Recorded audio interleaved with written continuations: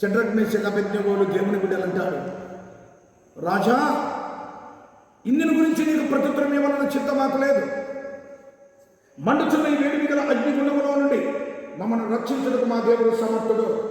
ఒకవేళ మా దేవుడు రక్షింపకపోయినను పర్వాలేదు, కానీ మరణించడానికైనా మేము సిద్ధము, కానీ ప్రభువును మాత్రము మేము విడవము. పట్టుదలగా మీ ప్రభువు కొరకు ఉంటారో ప్రభువు కూడా వారిని పట్టుకుంటాడు. ఇక్కడ వెంటనే రాజుకు కోపం వచ్చి ఆ యొక్క అగ్నిగుండము 7 ఇంకా వేడిమి చేసి అగ్నిగుండములో వారిని వేయమని చెప్పారు. వేసిన వారు చచ్చిపోయారు. వేయబడిన వారితో అగ్నిగుండములో ఇంకొకరు తిరుగుట రాజు చూశాడు.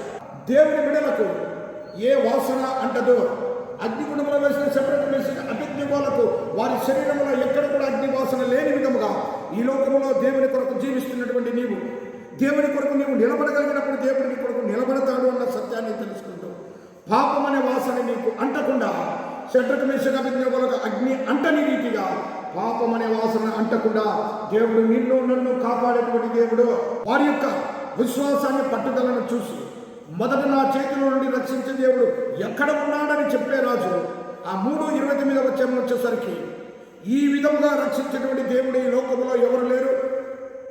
షడ్రక్ మేషక్ అబేద్నెగోలను రక్షించిన దేవుడే నిజమైన దేవుడని ఒక శాసనాన్ని ఆ దేశంలో పుట్టించాడు. దేవుని బిడ్డలారా, నిజముగా దేవుని కొరకు నిలబడి విశ్వాసంలో నిలబడి, ఇదిగో నీకు ప్రాణము పోతుందని నీవు అనుకుంటావు, కానీ ఆ ప్రాణాపాయ స్థితిలో అయినా దేవుడు నీతో ఉన్నాడన్న సత్యాన్ని నీవు మర్చిపోకూడదు.